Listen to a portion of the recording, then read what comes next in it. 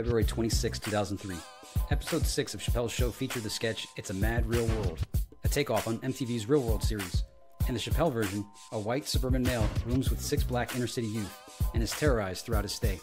His dad is stabbed and his girlfriend is molested by his inner-city African-American roommate, Tyree. Robert L. Johnson, alerted by the rumblings coming from the Cosby, Farrakhan, and Sharpton camps, decided to tune into the show to see what Chappelle had been doing that was getting so many black leaders rankled. After watching the show, Johnson reportedly thought to himself, Bill, Al, and Lewis may be right. If this really blows up, it sets us up to be minstrels again. Just as Cosby and Farrakhan did, Johnson decided to get involved as well. The Theory, March 2003. March 5th, 2003.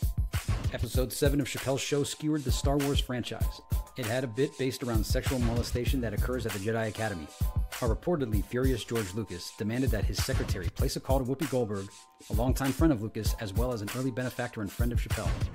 Lucas wanted her to see if she could get word to Chappelle that he is not amused.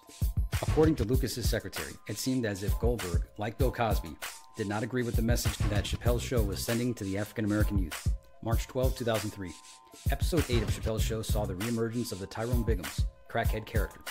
During his appearance, Tyrone is lured to an intervention with the promise of free crack.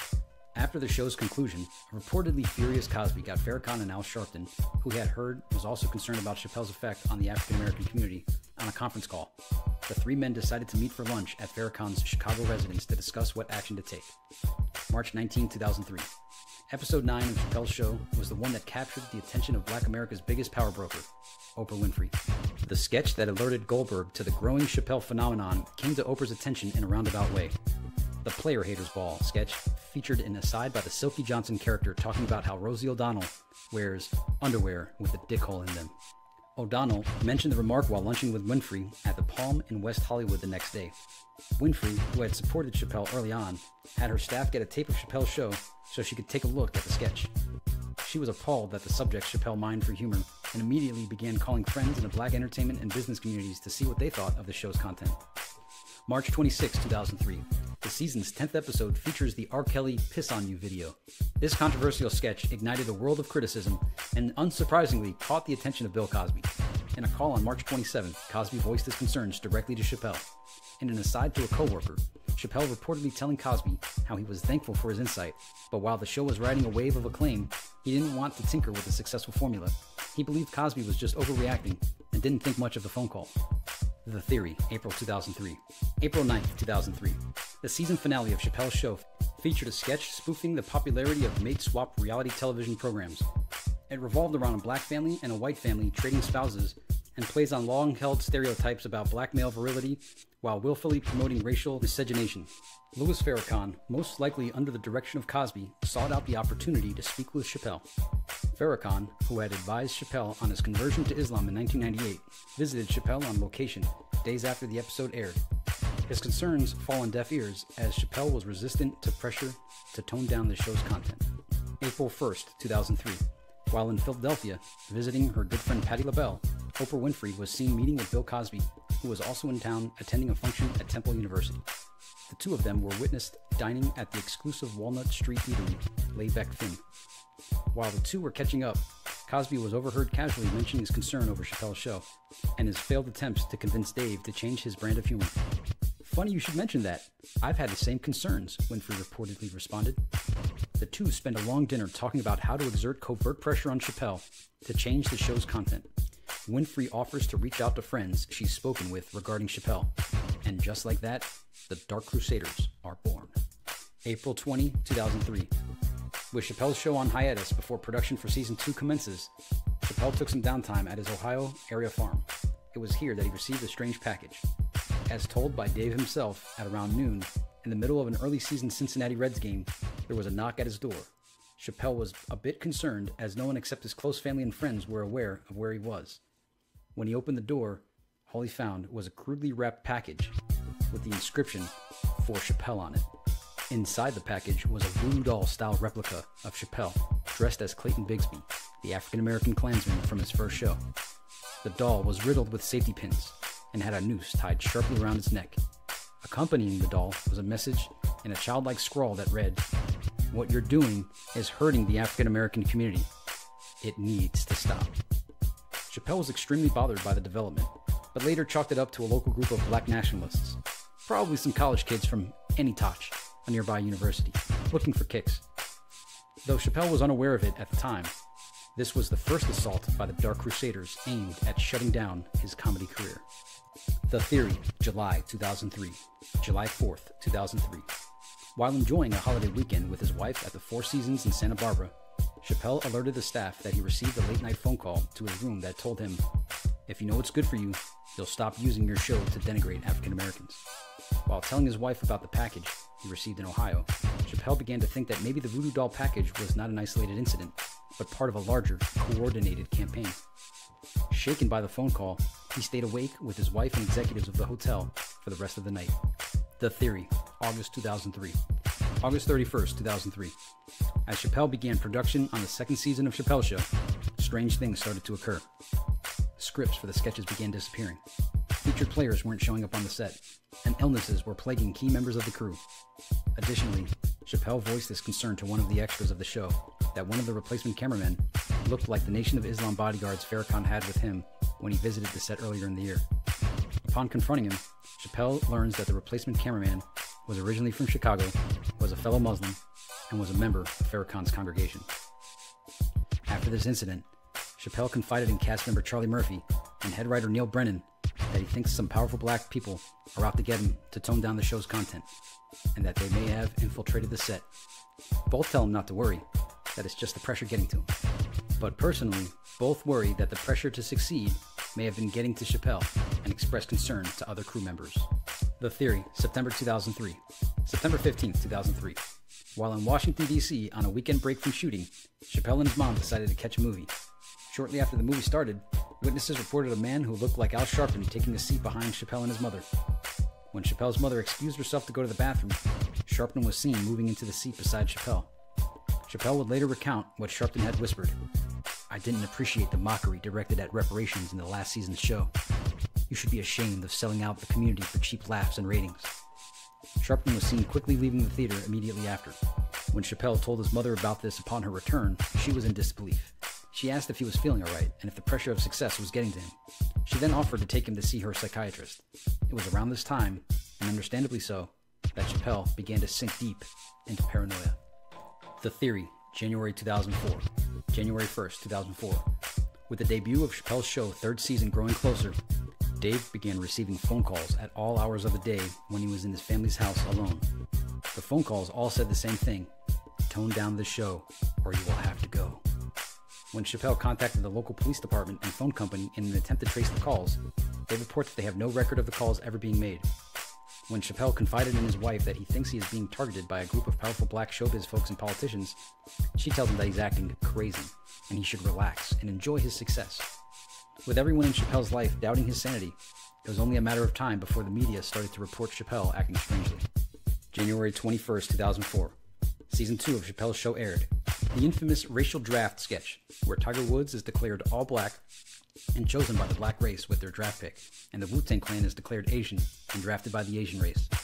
After the show played, Chappelle was seen having dinner with friends at Pastis in New York City's fashionable meatpacking district. When he tried to pick up the tab, embarrassingly, he found out that his credit card had been rejected. He tried several other credit cards and found that, surprisingly, they were rejected too. After his last credit card was declined, Chappelle received a call on his cell phone. Chappelle confided to his friends that the voice on the line advised him that, "This is only the beginning if you don't do what we want. Try your credit cards now." Chappelle, clearly rattled, told the waitstaff to run his credit card once more. When it did, this may have been when Chappelle began to realize the seriousness of the situation. January 28, 2004. Despite what appeared to be a growing conspiracy against him, Chappelle forged ahead with his show, refusing to rewrite skits. That week's show featured the N-word sketch, and following its run, Chappelle began feeling the pressure again. On Tuesday, while watching an episode of The Oprah Winfrey Show, Chappelle recalled being completely stunned when Winfrey turned to the camera in the middle of interviewing Tom Cruise and said, "Dave Chappelle, you should be ashamed of yourself for airing that N-word sketch on your show this week. I'm going to make sure you never work in Hollywood again." The image, allegedly taped by Winfrey and transmitted to Chappelle's house under the direction of Robert L. Johnson, who called in some favors with Chappelle's local affiliate station manager, terrified Chappelle. At that time, he considered telling the show's cast and producers what was happening to him, but decided against it. He feared it would alienate him from his staff, making him think he was delusional, which by that point, Chappelle was fairly certain he was. The Theory, February 2004. February 11, 2004. The catchphrase, "I'm Rick James, Rich," made its debut on this week's show. What was once a somewhat successful cult television show was now a full-blown phenomenon. Season 1 DVD sales begin to blow up, and Chappelle's Q rating soars. This caused the Dark Crusaders to really turn on the pressure. Most likely sensing that their window of opportunity to silence Chappelle was fast closing, they convened at Oprah Winfrey's Chicago production offices to coordinate yet another assault on Dave. February 18, 2004. The next episode of Chappelle's show aired, and it once again featured the Tyrone Bigham's crackhead character. All was quiet in the life of Chappelle after this show. No reports of harassing phone calls or strange packages delivered to his house. No message from Oprah arriving via television. To Chappelle, it appeared that the Dark Crusaders had stopped. But soon, he would find out it was just the eye of the hurricane. What laid in store for him next would be worse than anything that came before. The Theory, March 2004. March 3rd, 2004. After a relative lull in their campaign against Chappelle, the Dark Crusaders came back with a vengeance.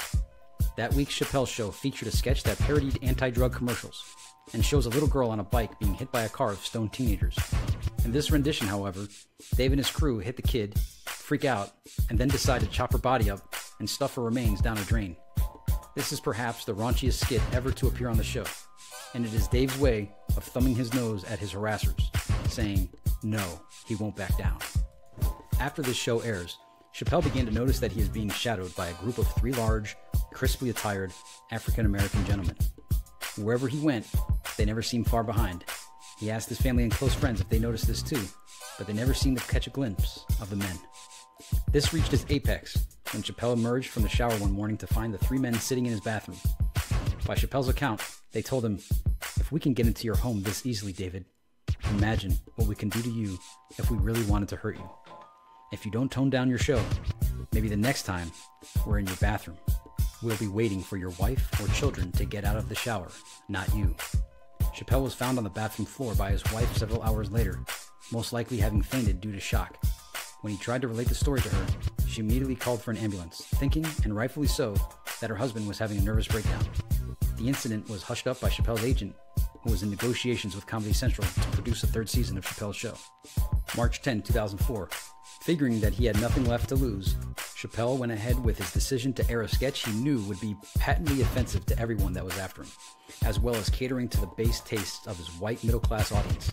The sketch, called I Know Black People, centered around Chappelle asking people who claim to know black people questions about black culture. Some sample dialogue between Chappelle and contestants includes, Chappelle: "What is a chicken head?" Professor: "That's a woman who puts her mouth on the member of a, or sometimes called a crack whore, ring." Ding ding. Chappelle: "That is acceptable. That is one of the many definitions of a chicken head." Chappelle knew that there would be retribution for this, but at that point, he probably figured if he was going to go down, he was going down fighting. The next day, a friend recounted a frantic phone call from Chappelle at 2 p.m. Dave described the following story of the previous night, which his friend assumed at the time to be a dream. Paraphrased: "I was in bed next to my wife when I got woken up by a heavy pressure on my chest. I opened my eyes to find one of the 3 men that appeared in my bathroom days before, perched on top of my stomach, wielding a Colt 45 handgun with an enormous silencer. The other 2 men were holding me down. It seemed like my wife had been drugged, as she laid motionless, but breathing next to me. Oprah Winfrey leaned forward and whispered in my ear, 'You better watch your step. We're representing interests more powerful than you can imagine. You do remember that Farrakhan killed Malcolm, and that Cosby, Johnson, and I have more money than God. We can keep this harassment up forever. Is this what you want your life to be like, Dave?' The last thing I remember, someone knocked me out. I woke up with my wife the next morning, and I thought it might have been a dream. But I still have a bruise on my head, and I really think this all happened, despite the fact that my wife shows no signs of anything having ever happened." Chappelle then said he was afraid to tell his wife the story because he was nervous that she would call the ambulance again. He told his agent that he felt he needed bodyguards, but his agent advised against it for fear that it would make him look too paranoid and jeopardize his career. Since it seemed like he could get no outside help, he decided to take matters into his own hands. March 24, 2004. On the next show, Chappelle decided to attack Oprah directly, as he now knows she is behind all of the harassment. The skit, called Dave gets Oprah pregnant, centered around Dave getting a call from Oprah informing him that she is going to have his baby. After hearing the news, Dave quits his job and moves in with Oprah, spending her money like it's going out of style. Chappelle felt that he had the leverage to get away with this, as Winfrey wouldn't want her involvement to unseat Chappelle made public. He soon realized his leverage wasn't as strong as he had thought. Nothing seemed to happen immediately following the airing of the show. Like before, things seemed oddly quiet.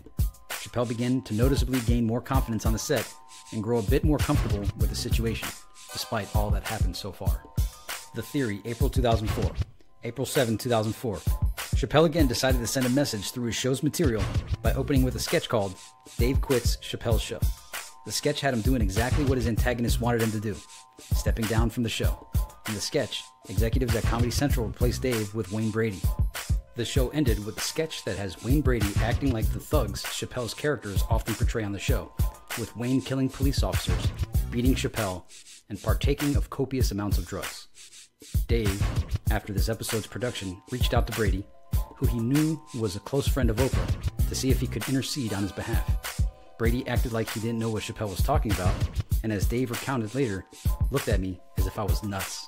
Chappelle failed yet again at reaching out for help. April 14, 2004.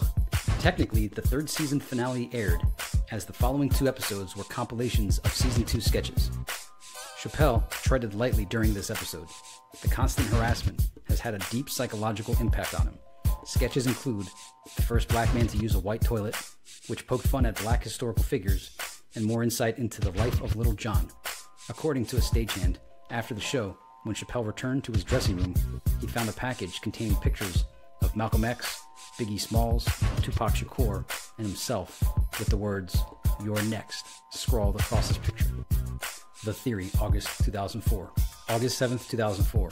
In the wake of Chappelle's record-breaking deal, the Dark Crusaders likely realized they had very little time to formulate a plan to shut Chappelle down once and for all. The third season of the show would reach an even broader audience than the previous 2 seasons, and if they were to do anything, timing was important. The entire group was seen meeting over the August 7th weekend at the posh Omni Hotel in Atlanta. They were able to keep the meeting out of the press, as Robert L. Johnson owns an interest in the hotel and arranged for the entire top 3 floors of the hotel to be reserved for the group. However, the underpaid staff was quick to vent their frustrations on the organization of this event, which is how I came to know this information. According to some of the documents left behind by the group, they seem to have emerged with a definite plan, a plan developed largely by Al Sharpton and Louis Farrakhan, and most likely financed by the deep pockets of the rest of the group. August 31, 2004. While Chappelle was in Yellow Springs preparing to spend the Labor Day weekend with his friends and family, he received a phone call from his father, who was a professor at nearby Anti-Touch College. His father told Dave that Louis Farrakhan will be passing through town on a lecture tour, and that he had called his father, an old friend. The two had met in the 60s when Mr. Chappelle was a black radical, to invite him to dinner. He also mentioned that Farrakhan said he would enjoy seeing Dave during his visit, according to interviews conducted with Mr. Chappelle. Chappelle allegedly tried to warn his father, "Don't go see Farrakhan. I think he's involved in a group that's trying to shut me down, and you may be in danger." However, his father did not take this very seriously. He recalls, as Mr. Chappelle told Dave, he thought the stress of being famous may be getting to him. "I told him to stop acting ridiculous. Why would Minister Farrakhan bother himself with something like that?" his father reported. The Theory, September 2004. September 5th, 2004. Chappelle received an anonymous letter in the mail that said, "Only those who wish to be led to hell or to their doom will follow Chappelle." It echoed what Farrakhan wrote in the Nation of Islam paper, Muhammad Speak Regarding Malcolm X, 2 weeks before his assassination. As he recalled, Chappelle thought about going into hiding after this, legitimately beginning to fear for his life. But the pre-production and filming for the third season of his show was set to begin shortly. September 10, 2004. Farrakhan dined with Dave Chappelle and his father while he was in the Yellow Springs area. When Mr. Chappelle excused himself to go to the restroom, Farrakhan leaned in to Dave and said, "It certainly would be a shame if anything were to happen to your father," nearby diners reported. Chappelle said nothing when his father returned, most likely because he felt his father would have no reason to distrust his old friend, Louis Farrakhan. After dinner, Chappelle placed a call to his close friend and fellow comedian Mario Cantone, who he thought he could count on for help, to reveal what has been happening to him. September 25th, 2004. After placing the call to Cantone, Cantone seemed to have vanished. Despite numerous attempts by Chappelle, he was unable to get a hold of him, co-workers recall. Chappelle then contacted the police in an effort to locate his friend. The police were resistant to begin an investigation, partly because Cantone's voicemail message reported that he was out of the country with no return date, and partly due to Chappelle's unwillingness to follow a missing persons report, most likely because he did not want the press to get involved. On September 25th, Cantone showed up at the studio where Chappelle was filming the third season of his show. Chappelle told Cantone that he's been very worried about him and asked where he has been. Staff members recall Cantone then pulling Chappelle aside and telling him, "You're dealing with very dangerous people here. I have to advise you to halt production of the show immediately." Cantone then exited the studio very quickly. Chappelle was seen following Cantone and saw him getting into a car that looked to be driven by one of Louis Farrakhan's bodyguards. After this incident, Chappelle halted the day's work on the show and went back to his Los Angeles area hotel. The Theory, October 2004, October 15th, 2004. During this time, Chappelle began slipping into paranoia. He called his agent and told him he was thinking of pulling the plug on the show. When his agent asked why, Chappelle told him about the Dark Crusaders and how they were out to end his career. His agent reportedly laughed, but after realizing Dave was being serious, he recommended that Dave see a psychiatrist. Chappelle began to retreat further into his shell. People close to him noticed that he began to start drinking heavily and occasionally taking drugs. Word of this got out, and rumors began to fly in the press about troubles with Chappelle's show. The Dark Crusaders appeared to have finally reached Chappelle. The Theory, November 2004, November 12, 2004. After another talk with his agent, Chappelle rallied himself and tried to give the show one last shot. With a $50 million contract on the line, it wasn't surprising. During the show's production, Dave's secretary appeared on the set to give him messages for the day. One of those messages was from Dave's wife, who had run into Bill Cosby in Ohio. The message said that Cosby had invited Dave's wife and her friend to a screening of Cosby's show and that they were going. After hearing this, Chappelle immediately told his secretary to book the next flight to Ohio and left the set of the show running. This raised further concern with the show's cast members and Comedy Central. The entertainment press continued reporting that the Chappelle show was trouble. Comedy Central summoned Chappelle to a meeting to discuss the show's problems. The Theory, December 2004. December 10th, 2004. Chappelle missed his scheduled meeting with Comedy Central to discuss the production problems with the show. At this point, 6 shows had been completed, and Comedy Central was growing anxious, waiting for production on the remainder of the shows to be completed so they could put it on their schedule. They had already sunk a substantial amount of money into marketing the upcoming third season, and were planning to make it the centerpiece of their upcoming lineup. Stories began to appear in the mainstream media about the problems with the show. December 26, 2004. The day after Christmas, Chappelle and his family were home, trying to enjoy the holidays. Dave is taken to sleeping with a gun under his pillow and won't let his wife or children leave the house without him. Privately, his wife had consulted with her doctor about institutionalizing Dave. On that day, Chappelle received a package that made him decide to halt the show's production for good. The package, which arrived via UPS, contained a picture of Chappelle's sleeping children, taken the night before in Chappelle's house. A person who appeared to be of Al Sharpton's build was standing next to their beds. Chappelle called his agent, immediately hinting at what just happened. Dave told him that he would like to cancel the production of the third season. His agent advised Dave not to tell anyone else yet, as he'd like some time to see what he can work out with Comedy Central. Chappelle made one more phone call that evening to Bill Cosby. All he said to Bill was, "It's over. Call off the dogs." "Only when I see an announcement in the press," Cosby responded. The Theory, January 2005. January 15th, 2005. While Chappelle laid low, biding his time until a resolution with Comedy Central could be worked out, he and his family were continually harassed. They complained about being followed wherever they went, the windows of their house being broken repeatedly, and receiving harassing phone calls at all hours of the night. The local police appeared to have been doing nothing to ensure the protection of Chappelle and his family. There was talk of the department being in negotiations with BET and Oprah's production company, which may explain why. Chappelle began talking about leaving the country for a while, at least until his show's cancellation was publicly announced. The Theory, April 2005. April 2nd, 2005. Chappelle made contact with his friend Salim in South Africa. Salim, who was later interviewed in the Time magazine article about Chappelle's trip to South Africa, agreed to provide him with a place to stay while he was in South Africa, and not to ask too many questions. April 28th, 2005. Chappelle left the country for South Africa, as the heat from the Dark Crusaders was getting to be too much. His secretary reported getting a hold of Bill Cosby for him, though the details of the conversation are not known. Immediately following that conversation, Chappelle drove his family to a safe location in rural Ohio and booked a flight to South Africa at the Cincinnati airport. The Theory, May 2005. May 15th, 2005. Time magazine ran the article that effectively announced the ending of Chappelle's show. In an interview with a Time reporter done in South Africa, Chappelle spun the decisions for canceling the show. He talked about how things overwhelmed him and how he didn't want to dance and shuffle for the show. Chappelle also denied rumors of drug and alcohol abuse.